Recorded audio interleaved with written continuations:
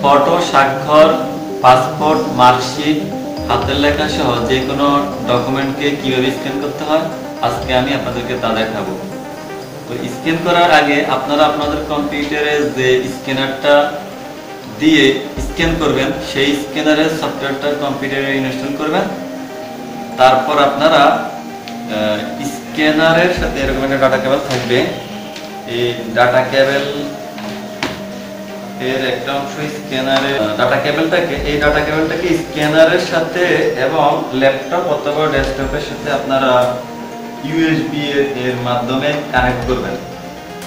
Connect করার পরে যে ফটোটাকে আমরা স্ক্যান করব সেই ফটোটা নিব, তারপরে স্ক্যানারের ঢাকনাটাকে এভাবে আমরা উঠাবো। তারপর ফটোটাকে স্ক্যানারের ভিতরে দিয়ে দিব। তো আমি ছবিটা এখানে দিয়ে দিলাম। তারপরে স্ক্যানারের ঢাকনাটাকে অফ করে দিব।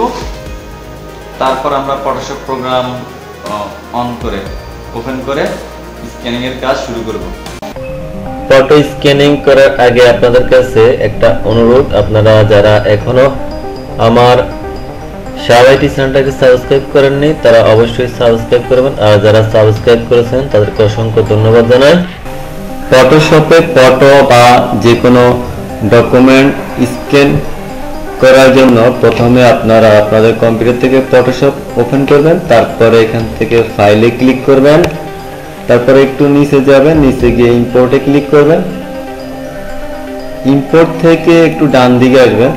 আসলে এখানে দেখা যাবে আপনাদের কম্পিউটারে যে স্ক্যানার ইনস্টল করা থাকবে সেই স্ক্যানারের মডেলটা এখানে দেখা যাবে। তখন আপনারা সেই স্ক্যানারের মডেলে একটা ক্লিক করবেন। আর যদি এখানে না পান তাহলে আপনারা WIA সাপোর্ট এখানে একবার ক্লিক করবেন। ক্লিক করার পরে এরকম আসলে তখন আপনারা এখান থেকে স্টার্টে ক্লিক করবেন। স্টার্টে ক্লিক করার পর এখানে আপনার কম্পিউটারে যে স্ক্যানারটা থাকবে সেই স্ক্যানারটা এখানে দেখা যাবে। যদি একাধিক থাকে তাহলে দুইটা দেখা যাবে। যেটা দিয়ে আপনারা স্ক্যান করবেন সেই স্ক্যানারের মডেলে ক্লিক করবেন। তারপরে এখান থেকে ওকে ক্লিক করবেন। তো ওকে ক্লিক করার পরে যখন এরকম আসবে তখন আপনারা স্ক্যানার মেশিন থেকে আপনারা যে ছবিটা স্ক্যান করবেন সেটাকে আপনারা প্রিভিউ করে দেখে নেবেন। তো আমি প্রিভিউতে ক্লিক করলাম। স্ক্যান করা শুরু হয়ে গেছে, এই যে ছবিটা চলে আসছে।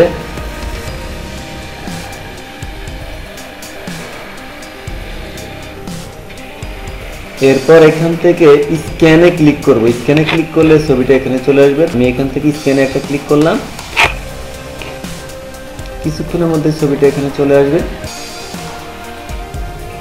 এরকম আসলে তখন আপনারা এখানে img.bmp এটার মধ্যে মাউস পয়েন্টারটা নিলে যখন এরকম চিহ্ন হবে তখন আপনারা মাউস ক্লিক করে ধরে একটু নিচে এদিকে টেনে নিয়ে ছেড়ে দিবেন। এটা সাধারণত ফটোশপ CS6 এর মধ্যে এরকম হয়। তারপরে আপনারা এটাকে সেভ করার জন্য এখানে ফাইলে ক্লিক করবেন। ফাইলে ক্লিক করার পরে সেভ এজে যাবেন। সেভ এজে যাওয়ার পর আপনারা যেখানে সেভ করবেন সেটা দেখিয়ে দিবেন। তো আমি এটাকে ডেস্কটপে সেভ করব। ডেস্কটপে আমি এটাকে এখানে ফাইল নেম কি নেম দিব। তো এখানে যেটা আছে এটা ক্লিক করে ব্যাক স্পেস দিয়ে মুছে দিব। তারপর এখানে আমি 1 2 3 নামে সেভ করব। এটাকে আপনারা যে নামে সেভ করতেছেন সেই নামটা টাইপ করবেন। তারপর এখানে ফরম্যাটের ডান পাশে সেখানে অবশ্যই এটাতে ক্লিক করবেন। ক্লিক করার পরে কোন ফরম্যাটে, আমরা জানি যে ফটো সাধারণত JPEG বা JPG ফরম্যাটে হয়। এই ফরম্যাটে আপনারা সেভ করতে পারেন, অথবা আপনারা যদি PNG তে চান তাহলে PNG তে ক্লিক করবেন। তো আমি যেহেতু JPG ফরম্যাটে সেভ করব তো আমি JPG তে ক্লিক করলাম। তারপরে এখান থেকে আমি সেভে ক্লিক করব। সেভ একবার ক্লিক করব। তারপর যদি এটা আসে, এটা হচ্ছে ছবির কোয়ালিটি 12 আছে। আপনার ইচ্ছা করলে এখান থেকে ক্লিক করে আর একটু কমিয়ে দিতে পারেন। দেখেন এখানে 46.1 KB আছে। যদি একটু আমরা কোয়ালিটি কমাই 12 থেকে যেমন 10-এ দিই তাহলে কিন্তু 35.6K হয়েছে। তারপরে আমি ওকে দিব। তো এটা সেভ হয়ে গেল। এবার আমি এটা ক্লোজ করে দিলাম। তো কোথায় সেভ হয়েছে দেখি, ফাঁকা জায়গায় ডাবল ক্লিক করব।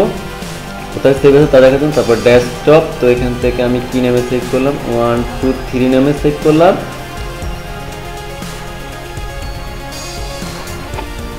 তো দেখেন এই যে এটা ডেস্কটপে এখানে 1 2 3 নামে সেভ আছে, তো আমি এটাতে ডাবল ক্লিক করলে এটা আবার এখানে চলে আসবে, এই যে চলে আসছে।